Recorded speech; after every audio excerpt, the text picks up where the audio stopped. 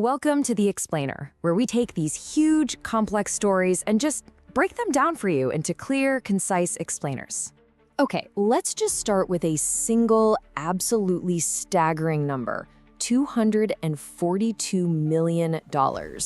I mean, that's the amount of money at the heart of one of the wildest, most audacious scams you've ever heard of. And no, this is not the plot of the next big Hollywood heist movie. This really happened. It's one of the biggest financial crimes in history, and we're going to break down exactly how they pulled it off.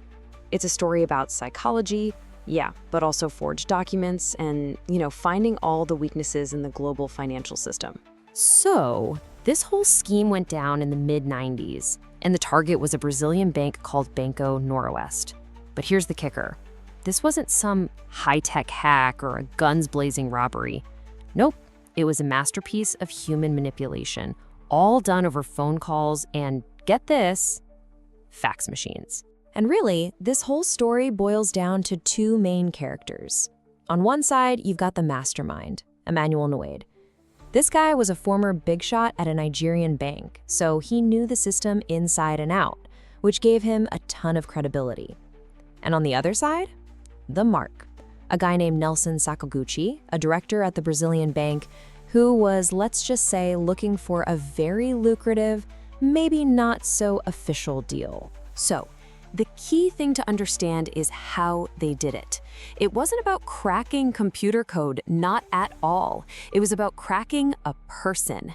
This is what we call social engineering. They didn't hack the bank's systems, they hacked a human being, using good old-fashioned persuasion and deception as their main weapons. And man, their process was just brutally effective. It was basically a three-step playbook. First, they faked authority. They had people impersonating the governor of Nigeria's central bank. I mean, who's going to question that, right? It gave them huge psychological leverage. Second, they forged everything. They just buried Sakaguchi in a mountain of believable paperwork, contracts, official letters, you name it, all for a brand new airport in the capital city, Abuja, an airport that, of course, didn't exist. And third, they were smart about the money. They siphoned it away in smaller chunks, sending it through this crazy web of global accounts to make the trail almost impossible to follow. So you might be asking yourself, how on earth does a scam this big go completely unnoticed for years? Well, the crazy part is, the scheme was so well hidden, so deep inside the books, that from the inside, the money was just gone. Poof, invisible. Just look at this timeline. The transfers happened between 1995 and 1998. That's 3 years. But the discovery? That didn't happen until much later. For all that time, $250 million was just missing. And nobody inside the bank had a clue. You'd think a bank would have systems for this, right? Well, Banco Noroeste's own safety nets completely failed. Their internal audits missed it every single time. It took a totally separate company, Banco Santander, to find the truth. And they only found it because they were thinking about buying Noroeste and were doing their own deep dive, their own due diligence. And that right there is one of the biggest takeaways from this entire story. The people who were supposed to be watching, the internal auditors, they didn't find the threat. It took a fresh set of eyes, a company with a real financial stake in finding any problems, to uncover it. It just goes to show you, sometimes the biggest dangers are the ones you can't see when you're on the inside. Okay, so once the lid was blown off this thing, a massive international investigation kicked off. And this wasn't just in one country, it went global. It ended up being a huge test for a whole new generation of anti-corruption agencies. Leading the charge in Nigeria was their new Economic and Financial Crimes Commission, or EFCC for short. This case basically became their trial by fire.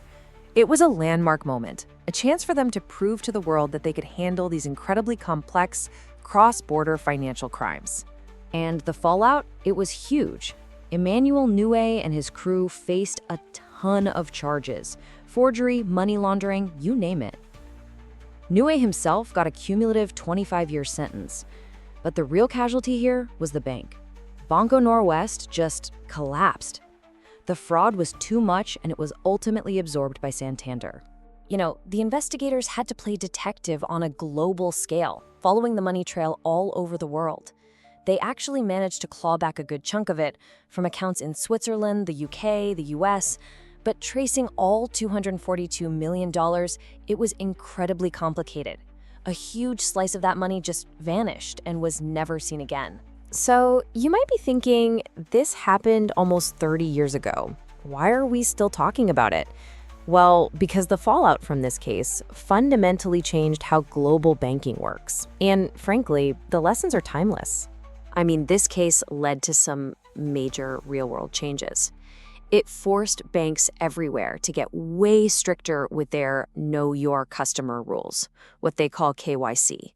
They had to start being a lot more skeptical about huge, out-of-the-ordinary deals. It also showed how valuable agencies like the EFCC are and why countries need to work together to fight these crimes that don't respect borders. And really, if you boil it all down, the case is this powerful reminder that the biggest weakness in any system isn't always the technology, right? It's not the software or the firewalls. It's the people. It's the culture of trust that they operate in and how that trust can be exploited. And that brings us to one last question to chew on. Today, we live in an age of AI and deepfakes, where creating convincing fakes is easier than ever. So, with all that new tech, is the biggest threat still just a really, really good story? It kind of makes you think, doesn't it? Maybe our best defense isn't better tech, but just being a little more skeptical.